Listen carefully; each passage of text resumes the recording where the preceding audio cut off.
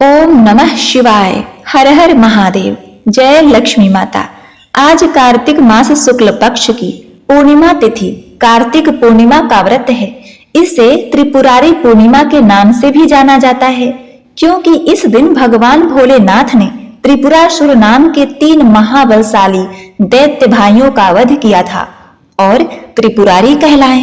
कार्तिक पूर्णिमा साल की सबसे बड़ी और शक्तिशाली पूर्णिमा मानी जाती है। इस दिन देवताओं की देव दीपावली मनाई जाती है। माना जाता है कि इस दिन कृतिका नक्षत्र या प्रदोष काल में शिव जी का दर्शन एवं 365 बत्ती का दीप दान करने से 7 जन्मों तक व्यक्ति ज्ञानी और धनवान होता है। जो भी भक्त आज के दिन भोलेनाथ का भजन गुणगान करता है तो उसे अग्निष्टोम नामक यज्ञ का फल मिलता है। इसके साथ ही इस कार्तिक पूर्णिमा को बहुत ही अधिक शुभकारी माना जाता है, क्योंकि इस दिन भगवान विष्णु ने प्रलय काल में वेदों की रक्षा के लिए तथा सृष्टि को बचाने हेतु मत्स्य अवतार लिया था। इसी दिन गुरु नानक जयंती भी मनाई जाती है। कार्तिक पूर्णिमा को ही देवी तुलसी ने पृथ्वी पर जन्म लिया था तथा कार्तिक पूर्णिमा को देवी तुलसी का दर्शन एवं पूजन करने से मनुष्य जन्म और मृत्यु के बंधनों से मुक्त हो जाता है। इस दिन गंगा स्नान, दीप दान, हवन यज्ञ आदि से सांसारिक पाप और ताप का दमन होता है, ऐसा स्कंद पुराण में कहा गया है। शास्त्रों के अनुसार इस दिन दीपक का दर्शन करके कीट पतंग, मच्छर, वृक्ष तथा जल और थल में निवास करने वाले जीवों का पुनर्जन्म नहीं होता, उन्हें निश्चित रूप से मोक्ष मिल जाता है। और आज के दिन किया गया दान, पुण्य, स्नान, कार्तिक पूर्णिमा व्रत कथा का श्रवण सब अक्षय पुण्य प्रदान करने वाला होता है। तो आज आप श्रवण करेंगे शुभ फल देने वाली कार्तिक पूर्णिमा की संपूर्ण व्रत कथाएं। अतः आप सभी भक्तों से निवेदन है कि वीडियो को लाइक करके कमेंट बॉक्स में लक्ष्मी माता की जय, ओम नमः शिवाय का जयकारा जरूर लिखें और कथा को पूरा सुनें, क्योंकि कथा को आधा अधूरा सुनने से इसका दुष्प्रभाव होता है और पूरा सुनने से पुण्य लाभ मिलता है। ईश्वर से हमारी यही कामना है कि देवी माँ की कृपा आप सभी पर बनी रहे, आप सदा फूले फले तरक्की करें। ओम गम गणपते नमः। सबसे पहले आज आप श्रवण करेंगे त्रिपुरारी पूर्णिमा से जुड़ी त्रिपुरासुर के वध की कथा।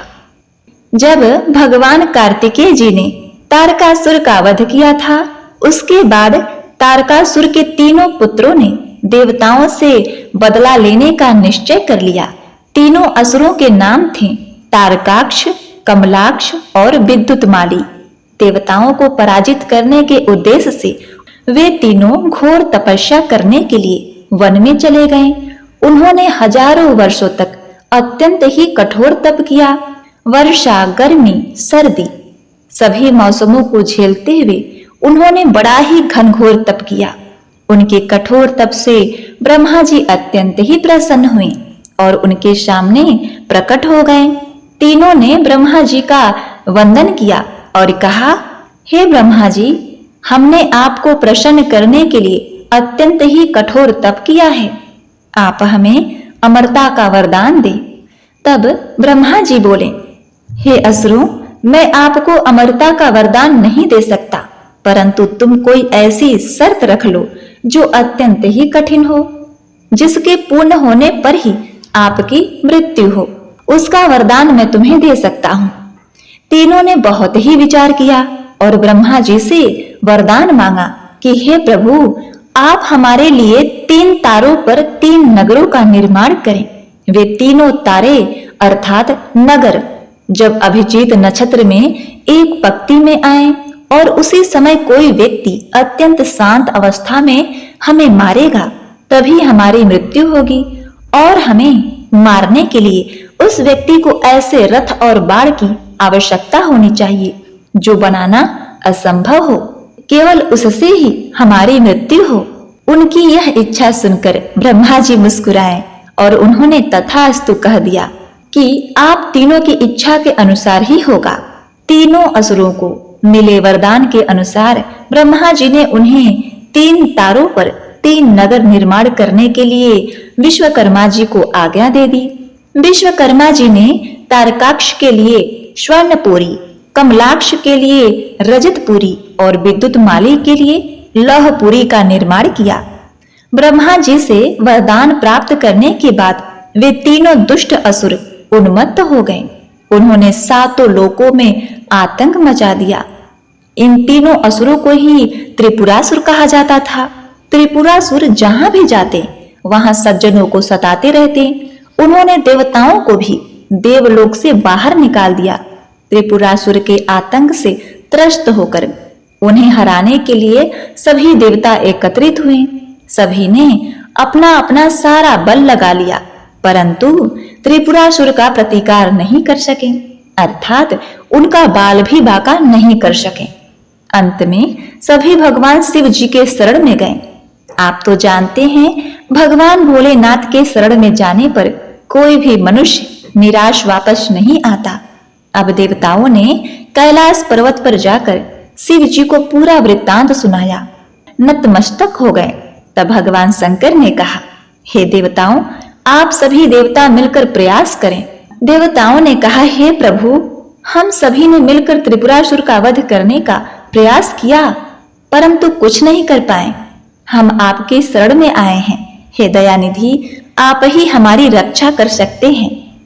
तब शिव जी ने कहा, हे देवताओं, मैं अपना आधा बल तुम्हें देता हूं। इस बल की सहायता से प्रयास करके देख लो। शिव जी ने अपना आधा बल देवताओं को दे दिया, परंतु देवता उनका आधा बल सहन नहीं कर पाए। तब शिव जी ने स्वयं त्रिपुरासुर का संहार करने का संकल्प लिया। अब त्रिपुरासुर का वध करने के लिए रथ और धनुष बाण सिद्ध करना आवश्यक था। तो देखिए, भगवान शिव जी ने पृथ्वी को ही उनका रथ बनाया, सूर्य और चंद्रमा को उस रथ के पहिए बनाए, श्रेष्ठा सारथी बने, भगवान विष्णु बाण बने, मेरु पर्वत धनुष और बासुकी बने उस धनुष की डोरी। सभी देवताओं ने अपने बल से वह रथ संभाल लिया। इस प्रकार असंभव रथ सिद्ध हुआ। भगवान शिव जी उस रथ पर सवार हुए। उनकी शक्ति के कारण वह रथ भी डगमगाने लगा। तभी विष्णु भगवान वृषभ बनकर उस रथ में जुड़े। घोड़ों और वृषभ की पीठ पर सवार होकर महादेव जी ने उन असुरों को देखा। अपने धनुष पर बाण रख उन्होंने पाशुपत अस्त्र का संधान किया और तीनों तारों को, नगरों को एक पंक्ति में आने का आदेश दिया। अभिजीत नक्षत्र में तीनों नगर एक पंक्ति में आते ही भगवान शिव ने अपने बाणों से तीनों नगरों को जलाकर भस्म कर दिया। इसमें तीनों असुरों का भी अंत हो गया। तभी से हमारे प्यारे भोलेनाथ भगवान शिव शंकर त्रिपुरांतक बन गए। त्रिपुरांतक का अर्थ है तीनों पुरों का, अर्थात नगरों का अंत करने वाले। भगवान शिव जी ने जिस दिन त्रिपुरासुर का वध किया वह दिन था कार्तिक पूर्णिमा। इसीलिए इस कार्तिक पूर्णिमा को त्रिपुरारी पूर्णिमा भी कहते हैं। इस दिन घर में, घर के बाहर और मंदिरों में दियों की आसार बनाकर उनकी पूजा की जाती है और आनंदोत्सव मनाया जाता है। देव दीपावली तो इसकी एक पौराणिक कथा है। सूर्यवंश के राजा पृथु के पुत्र सत्यव्रत जब वृद्ध होने लगे तो उन्होंने राजपाट त्याग दिया और अपने पुत्र हरिश्चंद्र को अयोध्या का राजा घोषित कर दिया। राजा सत्यव्रत एक धार्मिक पुरुष थे, इसलिए उनकी आत्मा स्वर्ग के योग्य थी, परंतु उनकी इच्छा अपने शरीर के साथ ही स्वर्ग जाने की थी।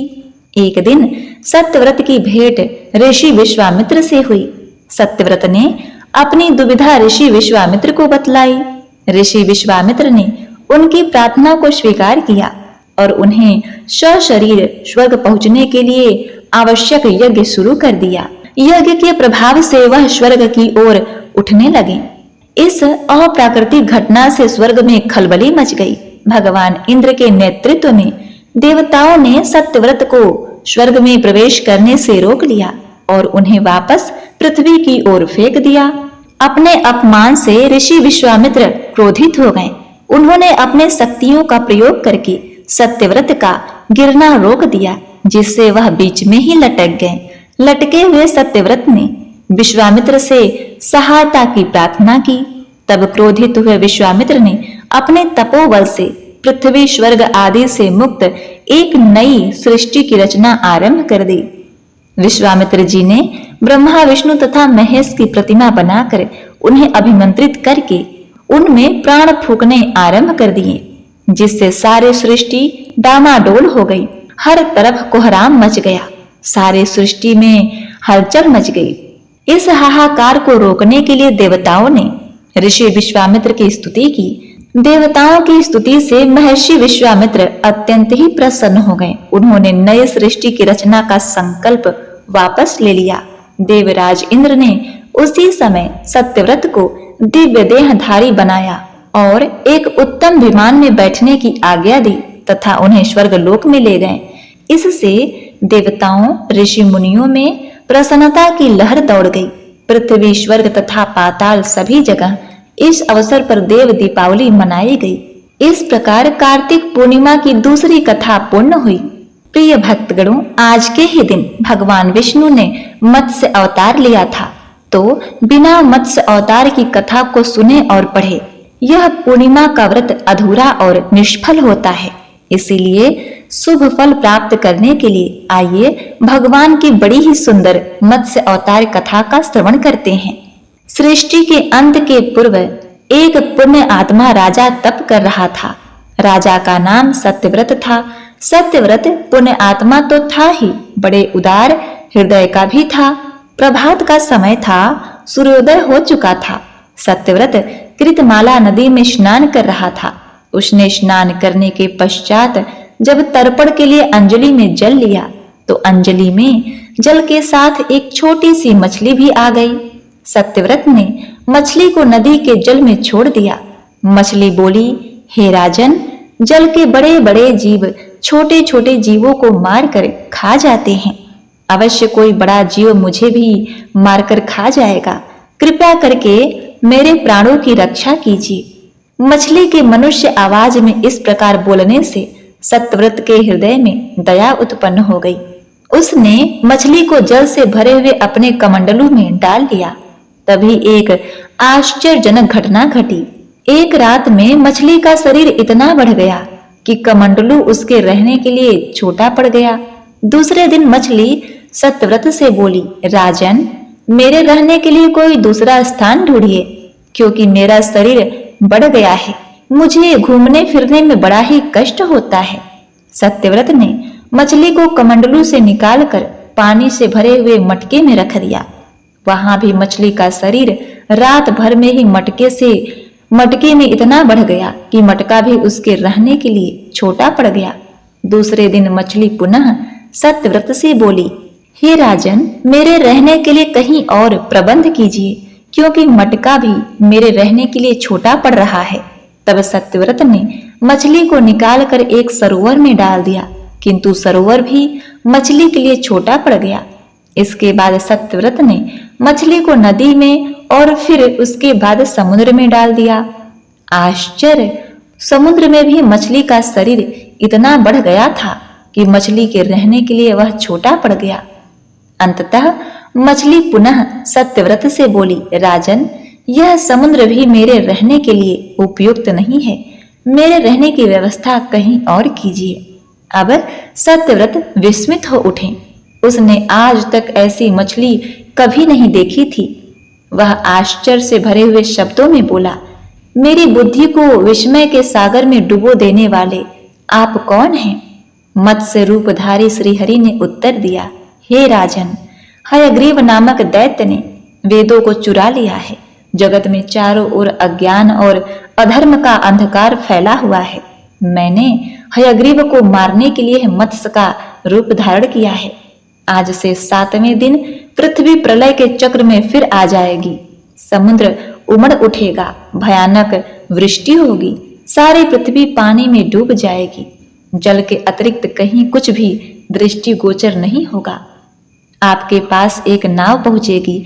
आप सभी अनाजों, औषधियों, बीजों को लेकर सप्तऋषियों के साथ नाव पर बैठ जाइए।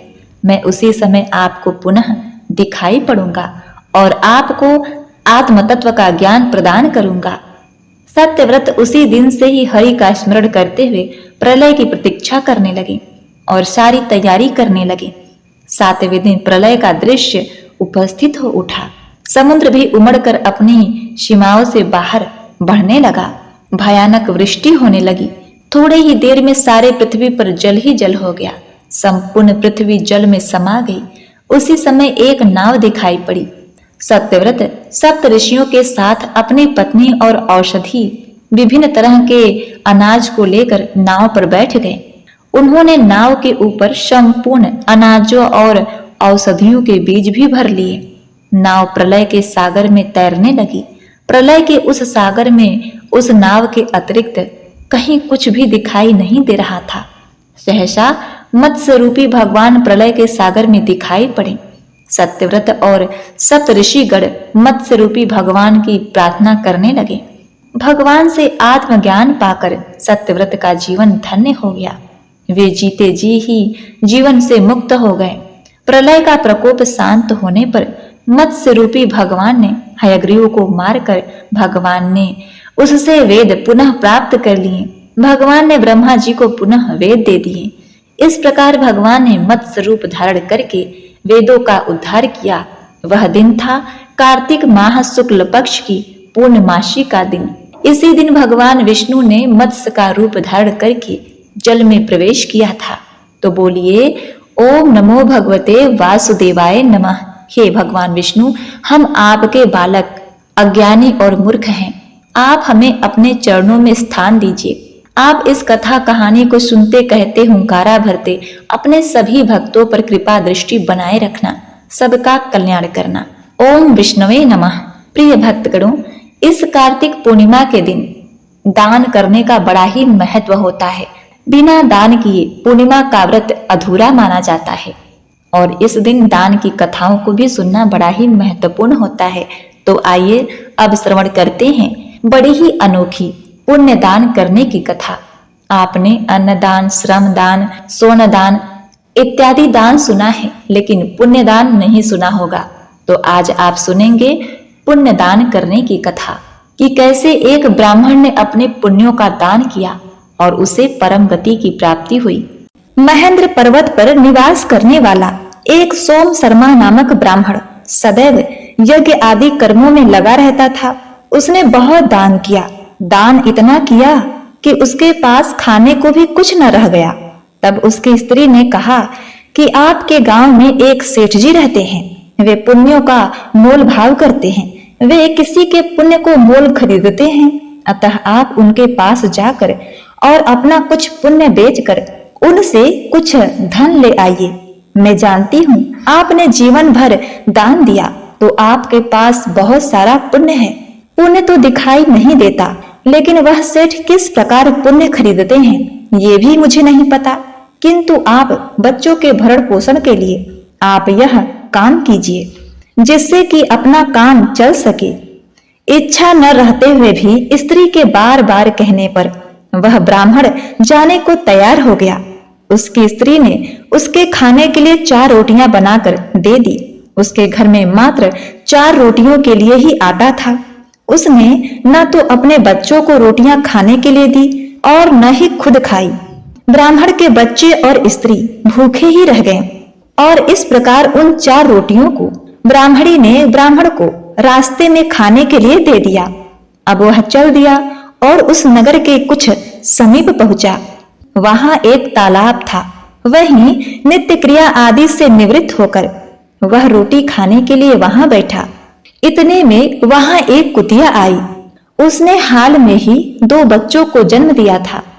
उसके बच्चे और वह सभी 3 दिन से भूखे थे।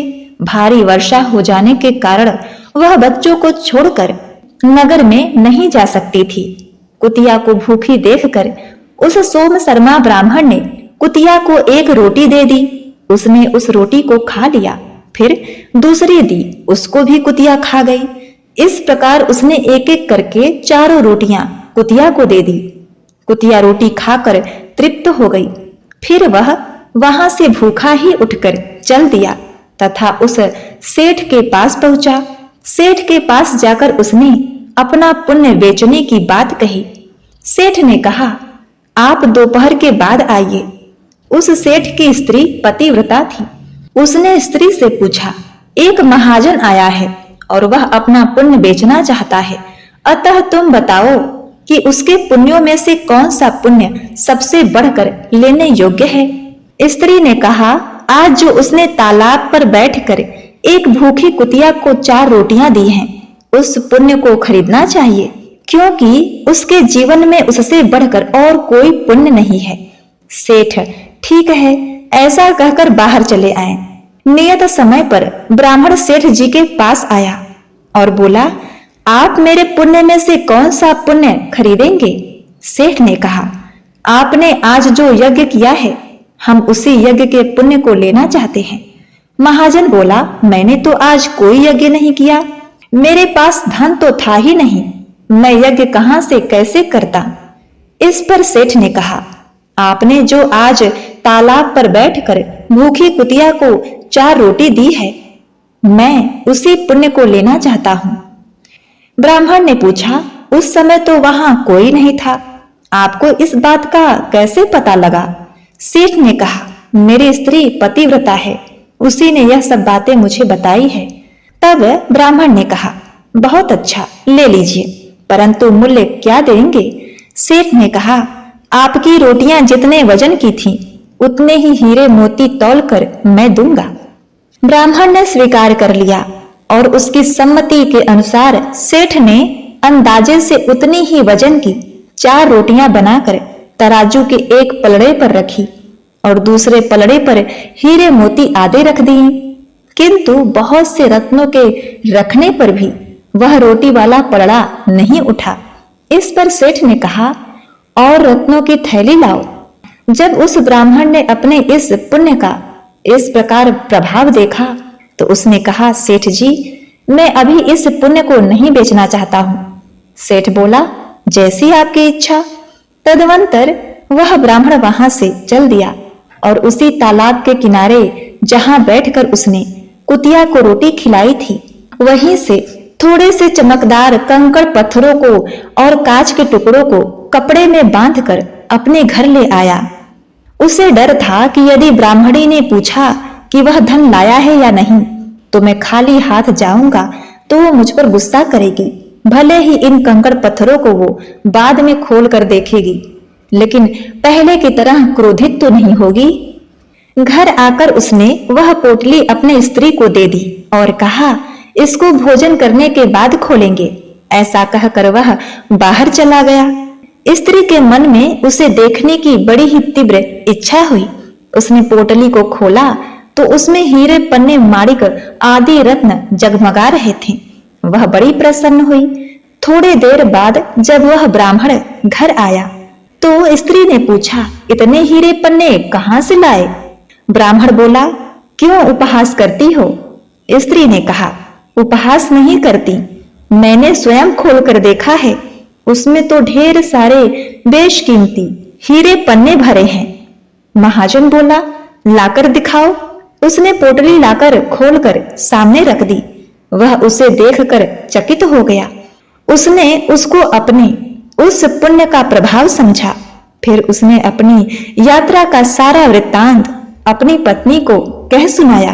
अभावग्रस्त आतुर प्राणियों को दिए गए दान का अनंत गुना फल होता है। भगवान की दया के प्रभाव से कंकड़ पत्थर भी हीरे पन्ने बन जाते हैं। इस प्रकार दीन, दुखी, आतुर और अनाथों को दिया गया दान उत्तम है। किसी के संकट के समय दिया हुआ दान बहुत ही लाभकारी होता है। भूकंप, बाढ़ या अकाल आदि के समय आपदाग्रस्त प्राणियों को एक मुट्ठी चना भी देना बहुत ही उत्तम होता है। जो विधि पूर्वक सोना, गहना, तुला दान आदि दिया जाता है, उससे उतना लाभ नहीं होता जितना आपत्ति काल में दिए गए थोड़े से दान से होता है। अतः हर एक मनुष्य को आपत्तिग्रस्त, अनाथ, लूले, लंगड़े, दुखी, विधवा आदि की सेवा करनी चाहिए। कुपात्रों को दान देना तामसी है। मान, बड़ाई, प्रतिष्ठा के लिए दिया हुआ दान राजसी है, क्योंकि मान, बड़ाई, प्रतिष्ठा भी पतन करने वाली है। आज जो यह मान बढ़ाई हमें मीठी लगती है, वह उसका निश्चय परिणाम पतन है। अतः मान बढ़ाई की इच्छा का त्याग करना चाहिए, बल्कि यदि किसी प्रकार निंदा हो जाए तो वह अच्छी समझी जाती है। इसलिए परम हित की दृष्टि से मान बढ़ाई के बदले संसार में अपमान निंदा होना उत्तम है। साधक के लिए मान बढ़ाई मीठा और अपमान निंदा अमृत के तुल्य है। इसलिए निंदा करने वालों को आदर की दृष्टि से देखना चाहिए, परंतु कोई भी निंदनीय पापाचार नहीं करना चाहिए।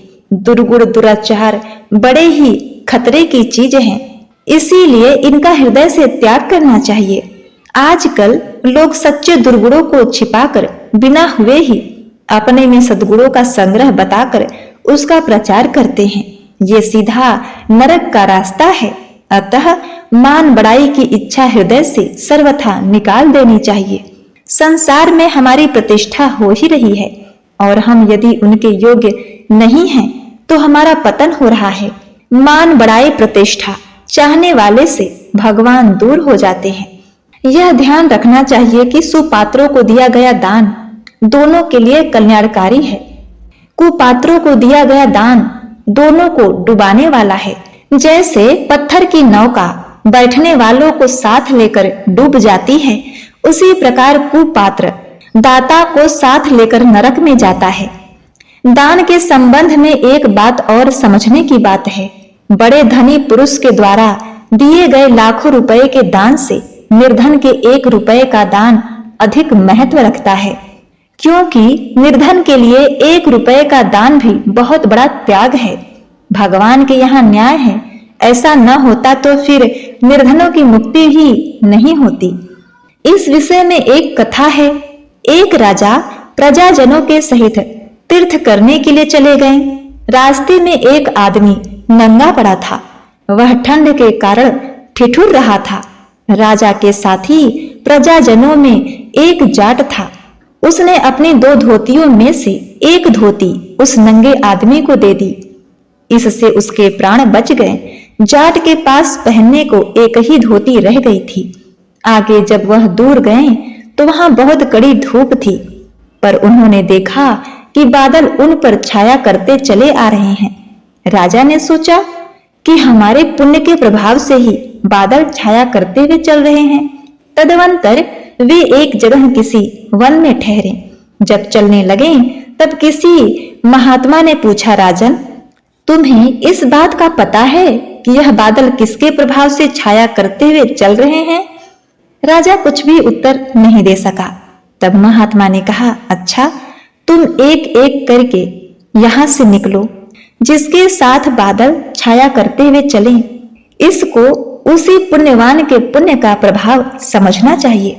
पहले वहां से राजा चले, फिर एक एक करके सब प्रजाजन चले, पर बादल वहीं रहे। तब राजा ने कहा, देखो तो पीछे कौन रह गया है। सेवकों ने देखा कि वहां एक जाट सोया है। उसे पकड़कर वे राजा के पास लाए। तब बादल भी उसके साथ साथ छाया करते चलने लगे। तब महात्मा बोले, यह इसी पुण्यवान के पुण्य का प्रभाव है। राजा ने उससे पूछा, तुमने ऐसा कौन सा पुण्य किया है? बार बार पूछने पर भी उसने कहा, मैंने और तो कोई पुण्य नहीं किया।